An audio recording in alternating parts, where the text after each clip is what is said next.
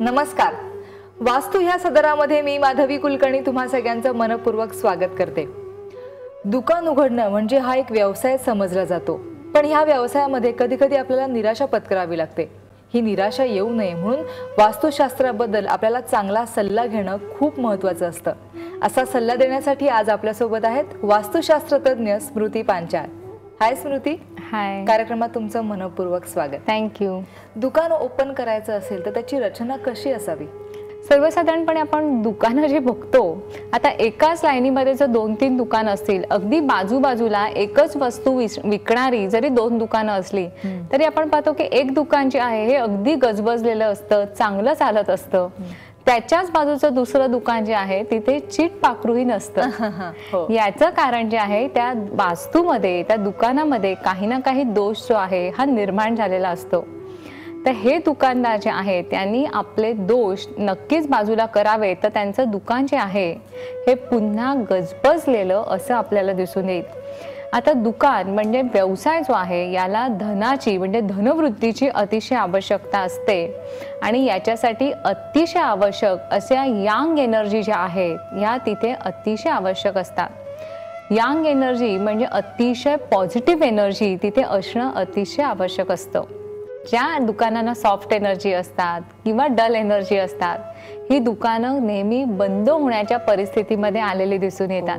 आता एखादी व्यक्ती समजा दुकान खरेदी करण्यासाठी जात असेल तर अशा वेळेला त्यांनी कुठल्या पद्धतीचं दुकान घ्यावं?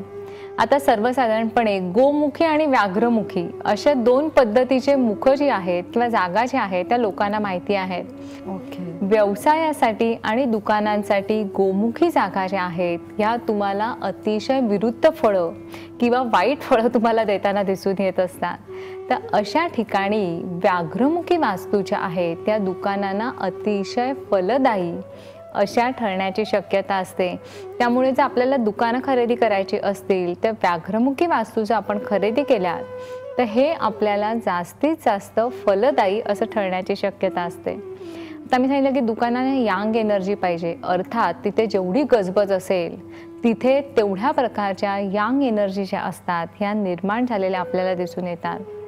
सर्वसाधारणपणे गजबजीच्या ठिकाणी आणि स्टेशन जवळची तुम्ही दुकानं बघाल की ही चांगली जोरात चालताना आपल्याला दिसत असतात, कारण तिथे एवढी गजबज असते, माणसं एवढी असतात, तर जास्तीत जास्त यांग एनर्जी ज्या असतात या तिकडे उत्पन्न झालेल्या आपल्याला दिसून येतात. मात्र कुठलंही दुकान जे आहे हे टी झोनच्या समोर नको. बरोबर. टी अक्षर म्हणजे टी झोन म्हणजे काय? ज्याप्रमाणे रस्ता हा टी अक्षर जे आहे हा शेवटचा त्याचा जो एक शेपूट जी आहे ही डायरेक्टली जर तो रस्ता दुकानांच्या प्रवेशद्वाराच्या समोर येत असेल तर तिथे टी झोन तयार होतो आणि अतिशय विसंवाद जो आहे अशा दुकानांमध्ये आपल्याला निर्माण झालेला दिसून येतो. त्यामुळे दुकानदार जे असतात त्यांची मनस्थिती ही तितकीच बेचैन असते, त्यांचं धंद्याकडे किंवा व्यवसायाकडे अजिबात लक्ष नसतं आणि अशा दुकानांमधला नोकर वर्ग जो असतो हा वरची मलई खाताना म्हणजे जे फायदा जो आहे हा पूर्णपणे स्वतःच्यासाठी वापरताना आपल्याला दिसत असतो. त्यामुळे टी झोनमध्ये जर एखादं दुकान येत असेल तर तिथला जो मालक असेल त्यांनी पाकवा मिरर जो आहे त्याचा वापर त्याच्या प्रवेशद्वाराच्या वरती करावा. आता पाकवा मिरर म्हणजे काय? तर पाकवा हा एक बहिर्वक्र आकाराचा असा एक मिरर आहे. तो एक षटकोनी मिरर आहे आणि हा मिरर आपण प्रवेशद्वाराच्या वरती लावावा. मात्र लावताना त्याचे बहिर्वक्र भिंग जे आहे हे आपल्या दुकानाच्या नावावरती किंवा नेमप्लेट वरती त्याची छाया पडणार नाही ना, याची आपल्याला योग्य ती काळजी घेतली पाहिजे. आता म्हटलं की व्यवसायासाठी आपल्याला यांग एनर्जी लागतात, त्यामुळे सूर्य जो आहे हा यांग एनर्जीचा अतिशय मोठा स्रोत आहे. त्यामुळे कुठल्याही दुकानावरती एखाद्या इमारतीची छाया किंवा झाडांची छाया जी आहे त्याला वृक्षवेध असं संबोधलं जातं, ही कधीही पडता कामा नये. जर सावली, जसं मोठ्या झाडाखाली त्याच्या सावलीमध्ये दुसरं झाड मोठं होत नाही किंवा वाढत नाही, त्याप्रमाणे अशा सावलीमध्ये एखादं दुकानही फळत किंवा फुलत नाही. तिथे नेहमी तुम्हाला त्रास किंवा अधोगती आलेली अशा दुकानांना आढळून येते. आता दुकान जे आहे बेसिकली सेलिंग पर्पजसाठी असतं हे सगळ्यांना माहिती आहे. त्यामुळे तिथे ज्या गुड्स तुम्हाला सेल करायच्या आहेत, वस्तू, यांची मांडणी अतिशय आवश्यक असते. दुकानांमध्ये प्रवेशद्वार जे आहे याच्या जवळ त्याच्या मालकाची बसण्याची जागा जी आहे ही नक्की करावी. त्याचं कॅश काउंटर जरी प्रवेशद्वाराजवळ असलं तरी मालकाची बसण्याची दिशा आणि फेसिंग डिरेक्शन जी आहे ही त्याच्या फेवरेबल डिरेक्शनला असणं अतिशय आवश्यक आहे. प्रत्येक वेळी मी सांगते की त्याच्या बेस्ट डिरेक्शनला आणि त्याचबरोबर त्याच्या पर्सनल ग्रोथ डिरेक्शन जे आहे इथे जर त्याचं फेसिंग असेल तर हे त्याच्या दृष्टीने अतिशय चांगलं असू शकतं. कॅश काउंटरला त्या दुकानाचा मालक जो आहे या व्यतिरिक्त कुठलाही नोकर माणूस जो आहे याला हात त्याला त्या कॅश काउंटरला लावू देऊ नये.